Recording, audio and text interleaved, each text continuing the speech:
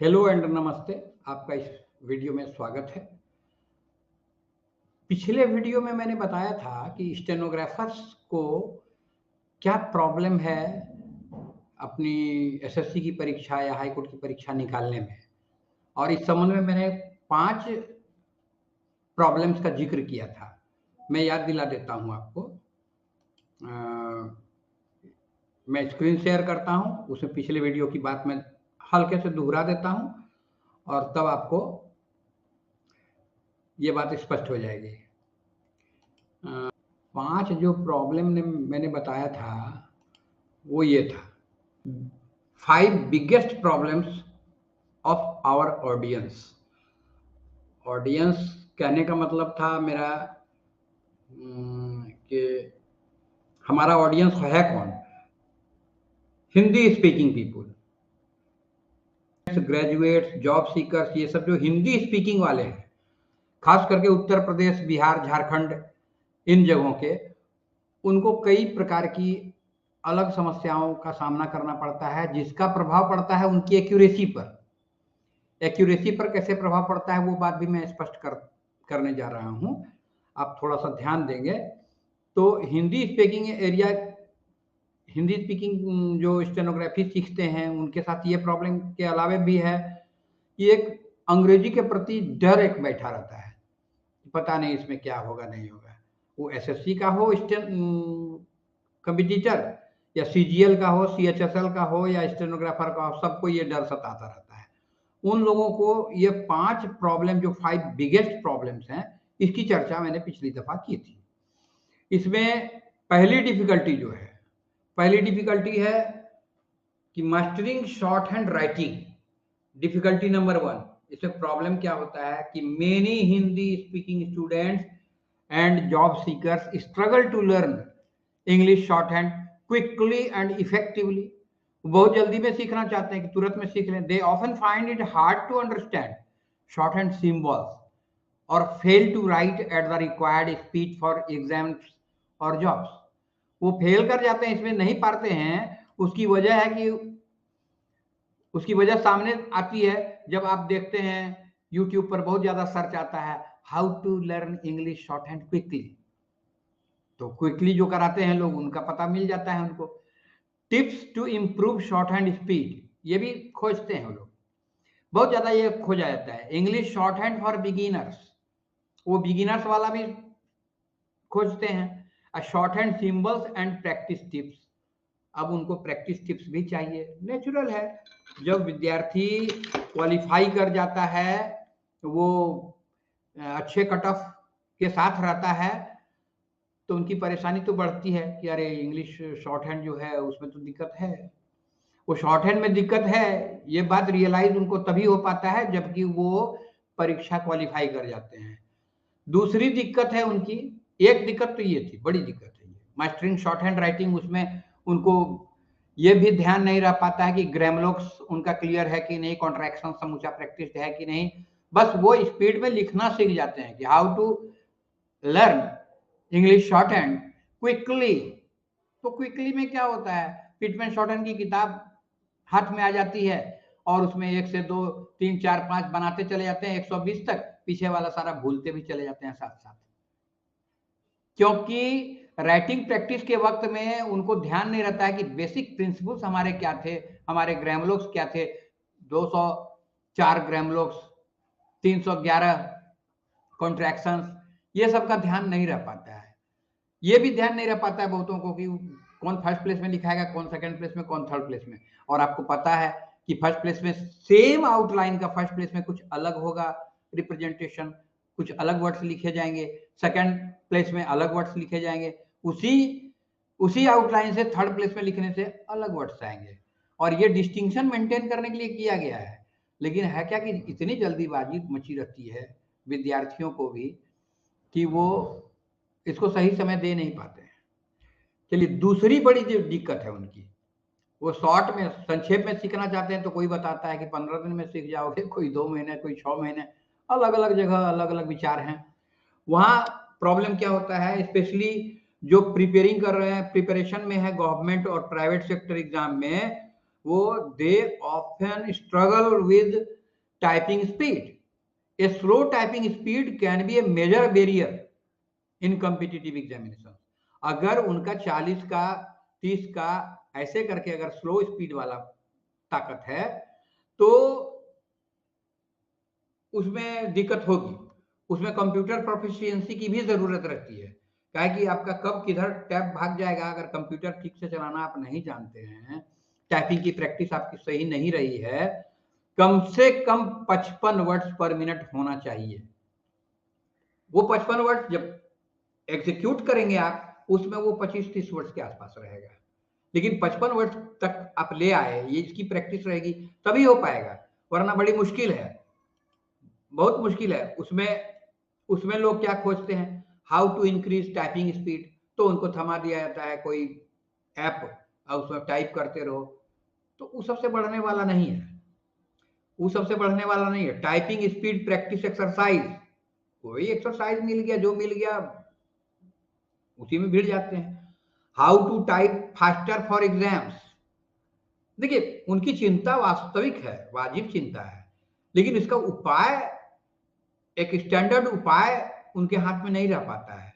अच्छा, best typing techniques to improve speed, इस नाम पर भी वे ठगे जाते हैं, हो नहीं पाता एक्चुअली। इसके लिए मेरे पास उपाय है, मेरे पास उपाय है। एक किताब है मेरी नहीं है, मेरे पास वो किताब है, मैं दिखलाता हूं आपको। ये किताब मैं आपकी सोचा हूं कि बोनस के रूप में दे दूं प्रैक्टिस करने के लिए स्पीकिंग इंग्लिश। अच्छा, एक जरा सा माय ड्राइव में ये किताब जो है, कीबोर्ड ट्रेनिंग बोल के एक किताब है, ये। अच्छा, इसको मैं खोलता हूं।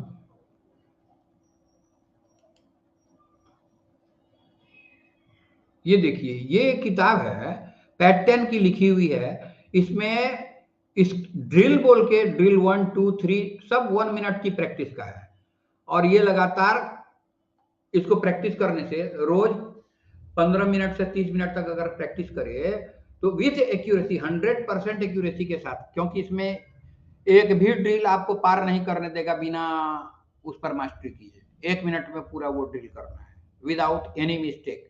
ये ऐसी प्रैक्टिस करा देता है कि कोई प्रॉब्लम ही नहीं रह जाता है। उनकी स्पीड की एक्यूरेसी, टाइप जो करना चाहेंगे जरा सा गलत होने को रहेगा तो उंगलियां खुद रुक जाती हैं, इतनी अच्छी इसकी प्रैक्टिस है।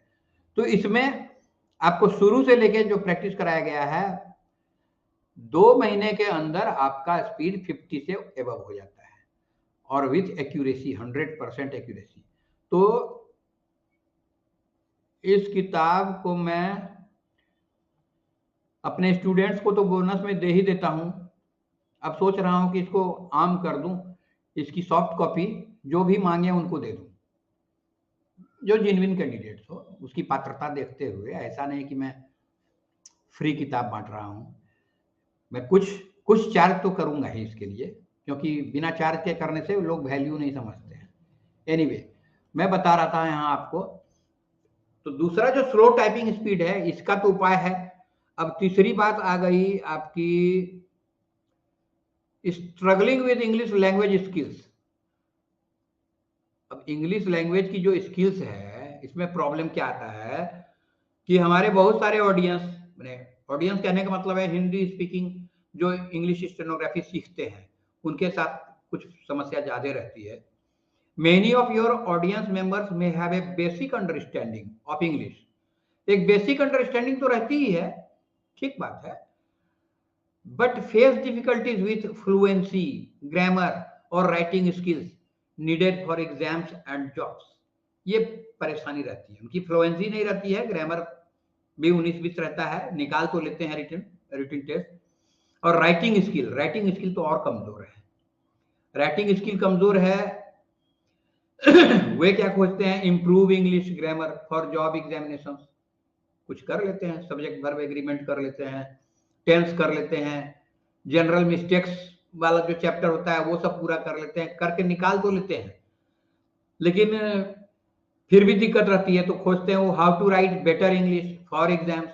ये राइट वाला आ गया ना, राइट बेटर इंग्लिश, राइटिंग का वो सिंपल पैकेज लेने से काम नहीं चलेगा, उसकी प्रैक्टिस करनी पड़ती है। Tips to speak fluent English. अरे सुने हो पूरा फ्लुएंट इंग्लिश नहीं, जब सुनने की प्रैक्टिस नहीं है, ईयर ट्रेनिंग की कोई प्रैक्टिस ही नहीं की आपने, तो बोलोगे कहां से? जितने लोग सिखलाते हैं स्पोकन इंग्लिश, मैं नाम नहीं लेना चाहता किसी का, वो खुद बोलते रहते हैं। आपको बोलने का मौका देंगे तो ना आप सीखेंगे, जब आप बोलेंगे तो आप बोलना सीखेंगे। आप बोलना सीखना चाहते हैं तो बोलना शुरू कीजिए, और बोलना शुरू करने से भी ज्यादा जरूरी है सुनना शुरू कीजिए, क्योंकि पहले सुनेंगे आप तभी आप बोल पाएंगे। जैसे पहले पढ़ेंगे आप तभी आप लिख पाएंगे, ये भी एक समस्या है इंग्लिश स्टेनोग्राफर्स की। पढ़ने का स्पीड उनका इतना स्लो रहता है कि लिखने के स्पीड से कम रहता है, जबकि होना चाहिए उल्टा। एक और है tips to speak fluent English. अब इसका भी टिप्स चाहिए। अरे प्रैक्टिस करो भाई, प्रैक्टिस करने से ही होगा, कोई टिप्स काम नहीं करेगा, टिप्स इसमें काम नहीं करता है।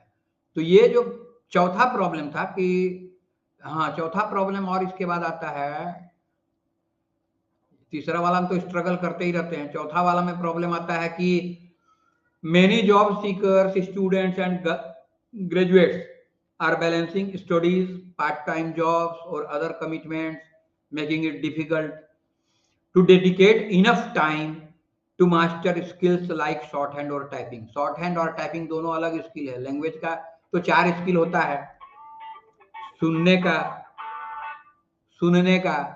बोलने का, पढ़ने का, लिखने का, इसी क्रम में आता है। क्रम को यहाँ उल्टा करने की कोशिश हम लोग जब करते हैं कि पहले हम बोलेंगे तब हम सुनेंगे, नो, दैट्स रॉन्ग प्रोसेस। पहले सुनने की प्रैक्टिस करो, ईयर ट्रेनिंग लो, फिर बोलो, तो बोल पाओगे, क्योंकि तुम्हारे पास एक करेक्ट मॉडल रहेगा।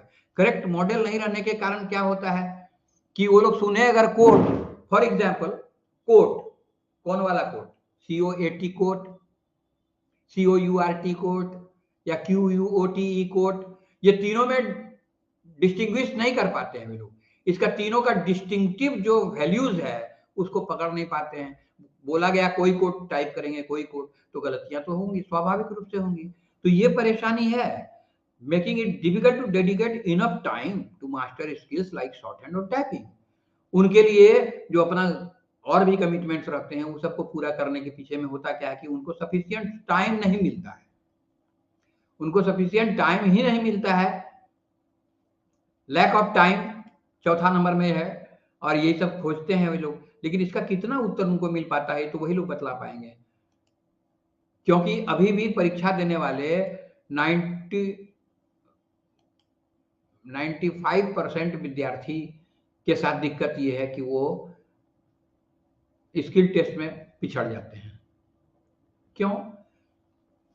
अब बोलने वाले का भी कुछ अपना एक्सेंट होता है, मदर टंग इंटरफेरेंस होता है, सुनने वाले का भी होता है। सुनने वाले के लिए उदाहरण मैंने बताया ही, कोट है तो कौन वाला कोट करेगा। इसकी थोड़ी भी प्रैक्टिस अगर फोनेटिकली किया जाए तो एक सेंस पैदा हो जाता है। देखिए अंग्रेजी में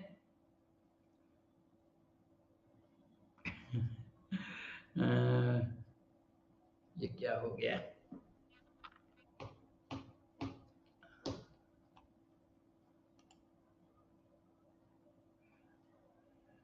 एक जरा सा देख रहा हूं, कुछ गड़बड़ हुआ शायद। 96, अच्छा ठीक है चलिए। तो लैक ऑफ टाइम पर थे हम लोग, लैक ऑफ टाइम तो होता ही है। उसके बाद कुछ गवर्नमेंट जॉब में प्रिपरेशन में भी कुछ दिक्कतें और रहती हैं। अब चलिए इधर देख लेते हैं हम लोग सॉल्यूशंस क्या क्या है, सॉल्यूशंस इसके क्या क्या हो सकते हैं। तो दीज प्रॉब्लम्स जो और सॉल्यूशंस हैं, जो सब प्रॉब्लम हमने ऊपर में बताया, इसके साथ these problems reflect the common challenges your audience faces while trying to acquire the skills necessary for securing jobs, and they often search YouTube for solutions that can help them overcome these obstacles by creating content addressing these painful points they are, of course. You can cater to their needs and provide valuable guidance. हाँ, valuable guidance उन लोग को देने की जरूरत है, उन लोग को पाने की जरूरत है और हमें देने की जरूरत है। वो ठीक है, क्या क्या दिया जा सकता है? ये आया आपको, मैं पूछ ही लेता हूँ। Would you like me to elaborate on any of these points और suggest specific YouTube search terms your audience might use? अगर जरूरत है, ऐसा कमेंट आता है, तो अगले वीडियो में मैं कोशिश करूंगा उसे समेटने की, और साथ ही साथ मैं ये टाइपिंग वाला जो है उसका सॉफ्ट कॉपी भी उपलब्ध कराऊंगा, हल्के फुल्के शर्तों पर। तो ये बात तो रही। अब यहाँ कुछ और बातें बताने की, ये तो है कि वो टाइपिंग वाली किताब है, इससे प्रैक्टिस करने से 60 डेज इज इनफ। आधा घंटा रोज अगर प्रैक्टिस करें तो 60 डेज में 55 प्लस स्पीड आ जाता है। और कुछ प्रोनाउंसिएशन को सुधारने के पॉइंट पर भी है कि हिंदी स्पीकिंग पीपल को बोलने वाला अब किस स्टेट का है, उसके मदर टंग का इंटरफेरेंस क्या है। जैसे यूपी में अधिकतर यूपी के जजेस जो रहते हैं वो लोग नॉट नहीं बोलते हैं, वो लोग नाट बोलते हैं। अब बंगाल का रहेगा कुछ और रहेगा। तो ये सुनने वाला और लिखने वाला दोनों एक ही स्टेट का रहेगा जरूरी तो नहीं है, उनका मदर टंग एक ही रहेगा जरूरी तो नहीं है। तो इसके लिए थोड़ी सी फोनेटिक्स की प्रैक्टिस कर लेने से उनका मिनिमाइज हो जाता है ये मिस्टेक। जैसे मैं दिख रहा हूँ, ये देखिए डिक्शनरी है, लेकिन इसमें बताया गया 20 वॉवेल होते हैं। हमारे शॉर्ट हैंड में भी 12 वॉवेल तो पढ़ते ही हैं हम लोग, 12 प्योर वॉवेल तो पढ़ते ही हैं, और उसके अलावा 4 डिप्थंग भी पढ़ते हैं, फिर ट्रिफंग्स पढ़ते हैं। लेकिन यहाँ 8 डिप्थंग्स दिए हुए हैं। ये 8 डिप्थंग्स की थोड़ी सी जानकारी, बेसिक जानकारी रहना जरूरी है। फिर 24 कॉन्सोनेंट्स हैं। ये डिक्शनरी के अंदर की बात मैं बता रहा हूँ। यहाँ देखिए डिक्शनरी है, Oxford advance learners dictionary of current English compiled by S Hornby. ये रिवाइज्ड अपडेटेड मार्केट में अवेलेबल है। दूसरा, ये 20 वॉवेल के अलावा 24 जो कॉन्सोनेंट शॉर्ट हैंड में होते हैं वो 24 कॉन्सोनेंट इंग्लिश लैंग्वेज के पार्ट हैं। अब इंग्लिश लैंग्वेज की बात क्या कही जाए। इंग्लिश लैंग्वेज की एक बड़ी दिक्कत है कि लिखो कुछ पढ़ो कुछ, और हिंदी से पढ़ने वालों के साथ एक आदत है जो बचपन से लेकर जवानी तक चली आई कि जो लिखो वही पढ़ो, जो स्पेलिंग है वही पढ़ो। इंग्लिश में तो है कि कुछ वर्ड साइलेंट रहते हैं, हिंदी में तो बिंदी भी बोल उठती है। इंग्लिश में है कि बहुत जगह बहुत चीज साफ हो जाता है। मैंने पिछली दफा उसका लिस्ट का कुछ जिक्र किया था, मैंने दिया भी था पिछले वीडियो में। अगले वीडियो में मैं इन बातों पर या आप लोगों का जो कमेंट आएगा उसके आधार पर मैं और बातें भी करूंगा। तो यहाँ 24 कॉन्सोनेंट जो शॉर्ट हैंड में आप सीखते हैं वही कॉन्सोनेंट है, इसमें सीखने में कोई दिक्कत नहीं होगी। थोड़ा सा फोनेटिकली उसको अगर आप देख लेंगे तो आप गौर कीजिए, यहाँ पी बी टी डी 6 जे नहीं है, यहाँ के गे, उसके बाद 6 जे लिखने में थोड़ा सा अलग टाइप का है, बाद बाकी तो सब वही चल रहा है। आर वी एफ वी इस दी इथ दी दोनों थोड़ा साइंस के फील्ड से लिया गया है। एस जी इश, इस भी थोड़ा सा स्पेशल है। जी हे मे एम एन इंग, इंग भी अलग है। इंग शॉर्ट हैंड से मिलता जुलता है, शॉर्ट हैंड में भी सेम यही कॉन्सोनेंट है। एल आर या रे यो, ये एक तो अलग है। तो कुछ कुछ वे वही है, डब्ल्यू वाला ही। तो कुछ कुछ जो है, एक जोड़ा यहाँ, एक जोड़ा यहाँ, 2 जोड़ा, एक जोड़ा यहाँ, 3 जोड़ा, ये 3 जोड़ा, 6-8 तो अलग है, बाद बाकी सब सेम है। थोड़ा सा वॉवेल के बारे में एक दिलचस्प बात है, वो चर्चा कर देता हूँ। यहाँ देख रहे हैं हम लोग हिंदी स्पीकिंग वाले के लिए, यहाँ जो 12 प्योर वॉवेल है ना, हमारे हिंदी में 12 प्योर वॉवेल होते नहीं है, 10 ही होते हैं। यहाँ 10 से ज्यादा है, यहाँ 10 से ज्यादा है, 12 है। ये जो 2 वॉवेल एक्स्ट्रा है ना, ये बहुत कंफ्यूजन पैदा करते हैं। वो भी मैं बताऊंगा, वो भी मैं बताऊंगा। अब यहाँ देखिए, ये वर्ब पैटर्न्स है, ये वर्ब पैटर्न थोड़ा सा सेंटेंस स्ट्रक्चर्स के लिए है। कुछ जो है वीक फॉर्म्स होते हैं, इसका भी यूज जब लोग स्पीकर करते हैं तो सुनने वाला सुन नहीं पाता है, उसको इंग्लिश साउंड सुनने की ईयर ट्रेनिंग है नहीं, तो वीक फॉर्म भी होते हैं। जैसे ऑफ का वीक फॉर्म हो जाता है ऑफ, अब भी होता है, अब बोल के भी डिक्टेशन देने वाला निकल गया तो सुना कि नहीं स्टेनोग्राफर, ये सब सुनने का हियरिंग प्रॉब्लम होता है। जो सुनेगा वही लिखेगा वो। अब पढ़ते समय हो सकता है कि तीसरा कोई चीज पढ़े, क्योंकि बहुत सारा ग्राम लोग ऐसे हैं जिसको फुल करके लोग लिखते हैं, और बहुत सारे जो ग्राम लोग नहीं है लिस्ट में, वो बहुत पुराने वहाँ नालंदा में जो इंस्टीट्यूट था, नेशनल इंस्टीट्यूट, उस समय का कराया हुआ है। बहुत सारे फ्रेजेस से सिर्फ कंटेंट वर्ड को उठा लिया गया और उसी को बता दिया यही ग्राम लोग हैं। तो उस प्रैक्टिस में जो लोग हैं उनको तो तकलीफ है, उनको सुनने में तकलीफ होगी। और ये पटना में अधिकतर इंस्टीट्यूट में, मैं भी पटना में इंस्टीट्यूट में सीखा हूँ, मीठापुर में Durga short hand Durga institute है, अखिलेश सर है वहाँ, तो उनसे मैं सीखा हूँ। तो ये दिक्कत तो वो लोग दूर करने के लिए बहुत उपाय किए, लेकिन हुआ नहीं दूर। पटना हाईकोर्ट में मैं था। अच्छा, तो ये शॉर्ट फॉर्म जो है, इसकी भी जानकारी मोटा मोटी होनी चाहिए। कॉन्ट्रैक्शन क्या क्या होता है, आई एम का आई एम बोल देता है, कांट बोल दिया, कैनॉट बोला, कोई कांट बोला। ये कॉन्ट्रैक्शन का भी लिस्ट बच्चों को याद रहना चाहिए, प्रैक्टिस थोड़ी सी होनी चाहिए, ये भी जरूरी है। चलिए, बहुत सारी ये सब बातें हैं। अब यहाँ देखिए, ये जो वॉवेल का गड़बड़ है, अब यहाँ क्या कर रहा है, here are some words with I in initial और medial position in unaccented syllables. अब ये सिलेबस जो है तो एक झमेला है, सिलेबस बच्चों को समझ में नहीं आती, बहुतों को आती भी होगी, लेकिन अधिकतर बच्चों को जिनको तकलीफ होती है उनको इस तरह के वर्ड्स के लिस्ट की जरूरत है। जैसे यहाँ है बैगेज, 21 नंबर देखिए, बैगेज, ये बैग, और स्पेलिंग के अनुसार इसको पढ़ेगा लोग बैगेज, लेकिन बैगेज है नहीं, ये पढ़ाएगा बैगेज। गुडनेस, हाउसेज, ई पढ़ाएगा। ये फोनेटिक्स में ये दिक्कत है।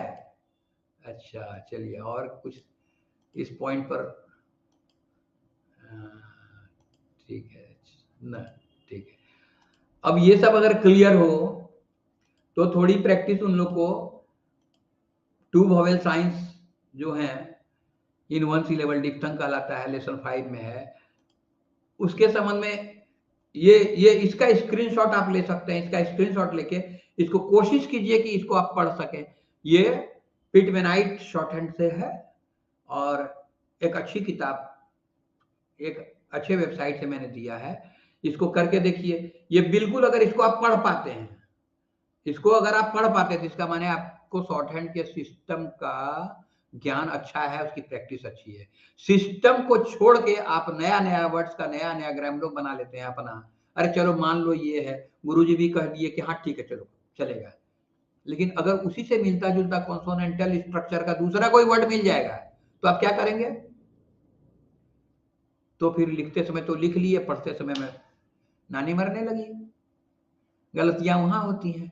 तो गलतियों का कई पॉइंट है, इन पॉइंट्स को, इन सारे पॉइंट्स को एक जगह एक्यूमुलेट करके अगर उस पर थोड़ा थोड़ा काम किया जाए, थोड़ा थोड़ा काम किया जाए, ज्यादा नहीं तो 15 दिन भी कर लिया जाए, 1 महीना भी कर लिया जाए, तो बहुत सारी दिक्कतें ऑटोमेटिक साफ हो जाएंगी। लिसनिंग प्रॉब्लम खत्म हो जाएगा।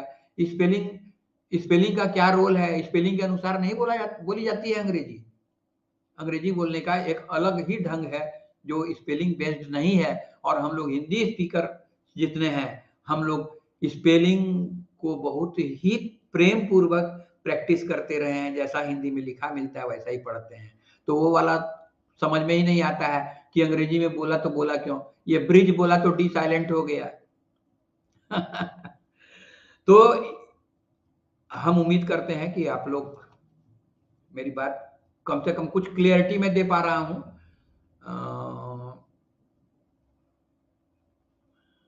अच्छा,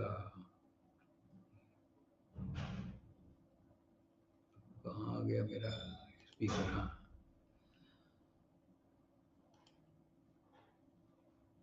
अब मैं स्क्रीन शेयर करके आप लोगों को जो बताया वो बातें अगर अच्छी लगी और उस पर थोड़ा समय देने के लिए तैयार हैं, या आपको फिर टाइपिंग के लिए सॉफ्ट कॉपी चाहिए टाइपिंग प्रैक्टिस के लिए, अगर आपकी टाइपिंग की स्पीड कम है तो वो एक्यूरेसी भी बढ़ाएगी। तो इन बातों की ज़रूरत अगर है या और भी कुछ ज़रूरत हो तो आप कमेंट में डालें, मैं उसे डील करूँगा और मैं दूँगा भी। यदि मेरा वीडियो अच्छा लगा, इन्फॉर्मेटिव लगा, तो कृपया लाइक करें, सब्सक्राइब करें और शेयरिंग भी करें कि दूसरे को भी लाभ मिले। और यदि मुझसे जुड़ना चाहते हो तो डिस्क्रिप्शन में मेरा वेबसाइट का नाम दिया हुआ है।